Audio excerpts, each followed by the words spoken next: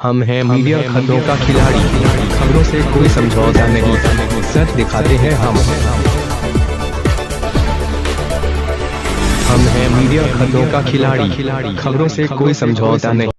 विश्व के प्राचीनतम शहरों में से एक वाराणसी, जो अपने उत्कृष्ट बुनकारी के लिए विश्वविख्यात है।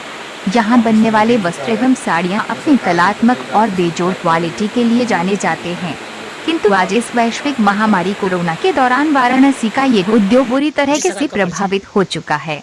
वाराणसी में लाखों बुनकर वस्त्र उद्योग से जुड़े हुए हैं और यही उनकी रोजी रोटी का एकमात्र साधन है।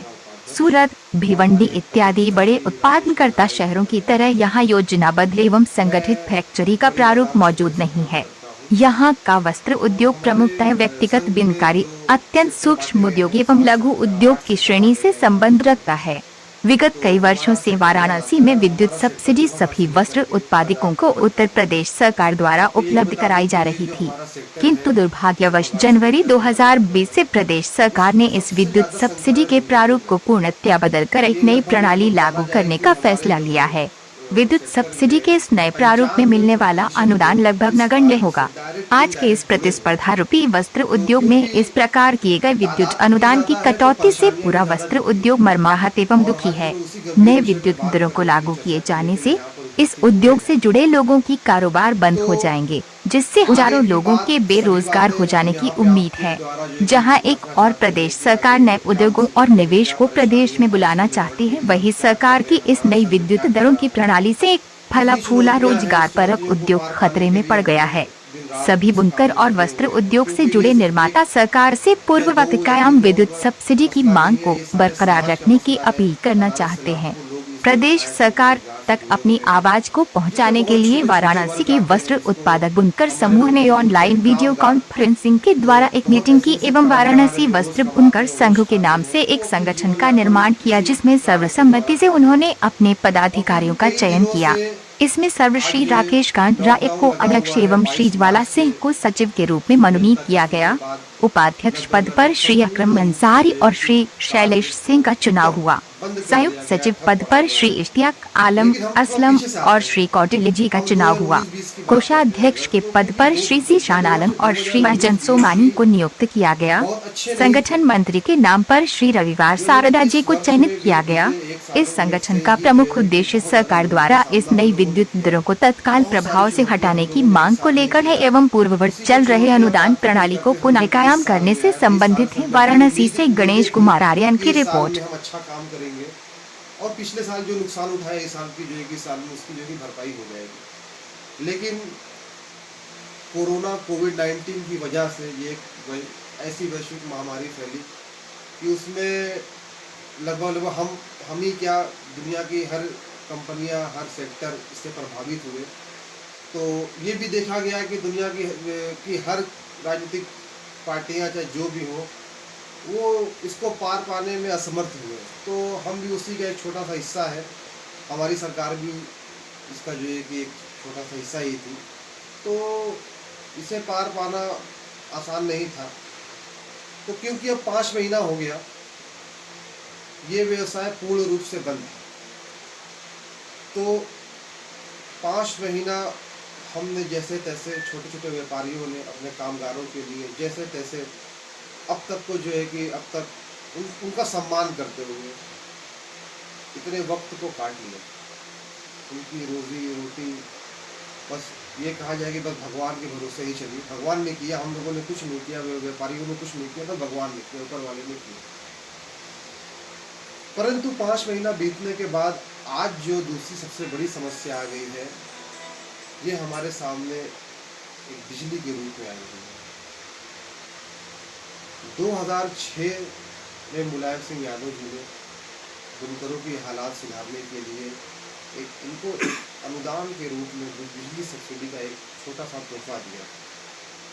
इतने सालों में आज करीब 20 साल 21 साल हो गए, नहीं 20-21 साल नहीं, माफ़ कीजिएगा, आज करीब 15-16 साल आज हो गए। आज हमें ये अनुदान मिल रहा था। एक फ्लैट रेट फिक्स था हमारे जो कि कारखाने का, हमारे मशीनों का। तो वैसे ही जी, आपका शुभ नाम? जी नमस्कार, मेरा नाम ज़ीशान आलम है और मैं उत्तर प्रदेश के बनारस के एक छोटे से क्षेत्र में से बिलोंग करता हूँ। छोटा सा एक बुनकर हूँ और वाराणसी वस्त्र बुनकर संघ ने मुझे कोषाध्यक्ष के तौर पर मुझे चुना गया है। तो मैं अपनी जिम्मेदारी के तौर पर इस वक्त आपके सामने यहाँ बैठा हुआ हूँ। और जैसा कि आप लोग जानते हैं कि हम लोग इस वक्त बहुत सारी चुनौतियों से गुजर रहे हैं। जनवरी 2020 से पहला मामला बिजली का है और फिर मार्च से हम सभी लोगों के कारखाने जो कि बंद हैं कोरोना की वजह से, कोरोना महामारी की वजह से, और अब तक बंद है और अब तक चालू होने की स्थिति में नहीं दिख रहा है, जिसकी वजह तो एक महामारी है जिससे हम आप और पूरा विश्व जूझ रहा है। साथ ही साथ जो कुछ उम्मीद है कि जिससे हम लोग अपना बिजनेस को दोबारा रिस्टार्ट कर सकें, वो बिजली रोक दे रहा है। बिजली इस वजह से रोक दे रहा है कि हम लोगों को काफ़ी वर्ष पहले से जो सब्सिडी मिलती चली आ रही थी, वो सब्सिडी इस वक्त जनवरी 2020 से उत्तर प्रदेश पावर कॉरपोरेशन के द्वारा रोक दी गई है। और उस वजह से हमारे जो प्रोडक्ट्स हैं उसकी कॉस्टिंग अब कंट्रोल में नहीं रह पाएगी। जब तक हमारे प्रोडक्ट की कॉस्टिंग ही कंट्रोल में नहीं रह पाएगी तो हमारे जो बायर हैं वो हमसे परचेज़ क्यों करेंगे। आप खुद सोचिए, जब हमारे प्रोडक्ट्स को परचेज़ ही नहीं करेंगे तो हमारे हिंदुस्तान की जीडीपी कैसे ग्रोथ करेगी, क्योंकि जब प्रोडक्ट्स हमारे इंडिया के बाहर ही नहीं जा पाएंगे, जब हमारे प्रोडक्ट्स को बाहर के लोग पसंद ही नहीं करेंगे तो हमारी इकोनॉमी ग्रोथ होने का कहीं से दूर दूर तक कोई चांस नहीं दिखता। और साथ ही साथ हमारी जो टेक्सटाइल इंडस्ट्री है, ये बहुत सारे एम्प्लॉयमेंट भी इससे क्रिएट होता है। आप मतलब हर वर्ग में एम्प्लॉयमेंट है, मतलब एक हम उंगली से गिना ही नहीं सकते इसमें कितने एम्प्लॉयमेंट हम लोग पैदा करते हैं। ये हम लोग नहीं पैदा करते, ये हमें भी एक प्राकृतिक है, मतलब ये ऊपर वाले का वरदान है कि हाँ इतने सारे एम्प्लॉयमेंट इससे क्रिएट होते हैं। तो इस वजह से अगर बाई चांस अगर ये सब्सिडी या इलेक्ट्रिसिटी का मैटर को अगर नहीं सुलझाया जाता है तो बहुत सारे लोग तो आई थिंक इससे ख़त्म हो जाएंगे और बिज़नेस बहुत सारा बैठ जाएगा। और साथ ही साथ जब एक बिज़नेस बैठता है तो साथ में उसके साथ 20 वर्कर बैठ जाएंगे। तो ये हमारे माननीय प्रधानमंत्री श्री नरेंद्र मोदी जी को और साथ ही साथ हमारे माननीय मुख्यमंत्री श्री योगी नाथ जी को इस मामले में भी बहुत मतलब प्रकाश डालना बहुत ज़रूरी है कि हर तरफ से तो वो बहुत अच्छा काम कर रहे हैं, तारीफ़ काबिल है। कहीं हमको लगता है कि शायद वो अपने बनारस को कहीं अपना समझ के कहीं नज़रअंदाज तो नहीं ना करती, क्योंकि जाहिर सी बात है कोई अपना खास होता है तो मतलब अपने खास को ही प्यार नहीं दे पाता, सोचता है वो तो हमारा ही बेटा है। लेकिन हमको लगता है कि बनारस को थोड़ा सा एक मोहब्बत की ज़रूरत है। मोदी जी से हमारा बहुत ही निवेदन है हाथ जोड़ के कि हाँ आप हमारे बनारस को भी एक बार दोबारा से अपने गोद में ले लीजिए। आपने तो गोद में बहुत पहले ले ही लिया था, लेकिन दोबारा से आपका एकदम स्टार्टिंग में मुझे नारा याद है कि बनारस रिवर सीवर, तो रिवर और सीवर तो बहुत अच्छे से काम हो गया, लेकिन आप वीवर को लग रहा है कहीं भूल तो नहीं ना गए आप मोदी जी। तो प्लीज़ हमारी आपसे रिक्वेस्ट है कि इस इलेक्ट्रिसिटी वाले मामले को आप संज्ञान में लें। धन्यवाद जी। आपका परिचय? जी, मेरा नाम अली गुप्ता है और इधर अभी जो संघ बना हुआ है वहाँ से वस्त्र बुनकर संघ, तो संघ में कार्यकर्ता है। इसमें बुनकरों के साथ बहुत मतलब समस्या हो रही है, इसके बारे में क्या कहना चाह रहे हैं?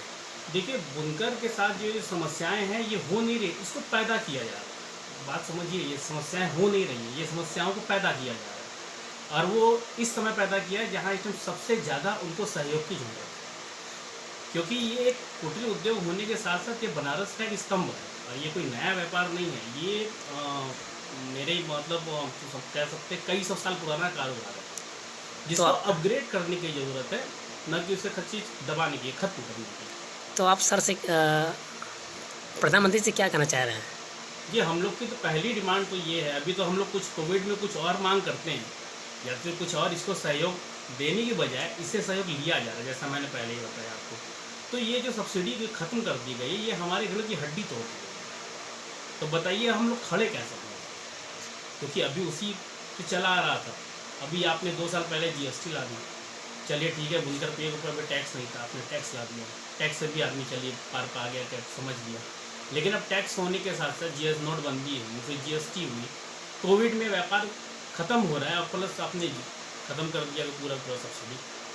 तो ये तो मतलब व्यापार ख़त्म करने की बात है। जहाँ आप सामने आके बोलते हैं कि नहीं व्यापार बढ़ाओ, भाई चली हुई चीज़ है वो तो नहीं चल पा रही है।